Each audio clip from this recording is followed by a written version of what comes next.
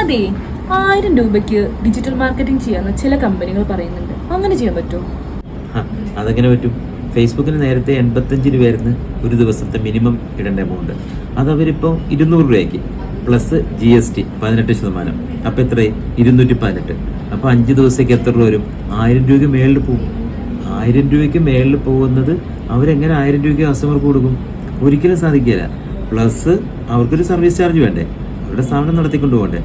പറയുന്നതിൽ അത്ര കഴമ്പുണ്ടെന്ന് എനിക്ക് തോന്നുന്നില്ല. അങ്ങനെ ആരെങ്കിലും ശരിക്കും പറയുന്നുണ്ടോ?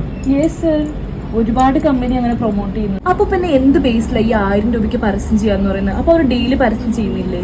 ചെയ്യില്ലായിരിക്കും. കാരണം എന്തെന്നറിയോ, ഒരാൾ അവരുടെ കയ്യിൽ നിന്ന് പൈസ മുടക്കി കസ്റ്റമേഴ്സിന് എന്തെങ്കിലും ചെയ്തു കൊടുക്കുമോ? ഒരിക്കലും ചെയ്യല്ല. ഫേസ്ബുക്കിലും ഇൻസ്റ്റാഗ്രാമിലും പരസ്യം ചെയ്യുന്ന സമയത്ത് 200 നമുക്ക് എന്താണോ റിക്വയർമെന്റ്, നമുക്ക് എത്രത്തോളം കസ്റ്റമേഴ്സ് വേണം, എത്രത്തോളം ബിസിനസ് വേണം, അതനുസരിച്ച് 500, 1000, 2000 ഒക്കെ ഡെയിലി ആയിട്ട് ചെയ്യണം. അപ്പോൾ കിട്ടുന്ന ബിസിനസിന്റെ റിസൾട്ട് ഉണ്ടല്ലോ, അതാണ് റിസൾട്ട്.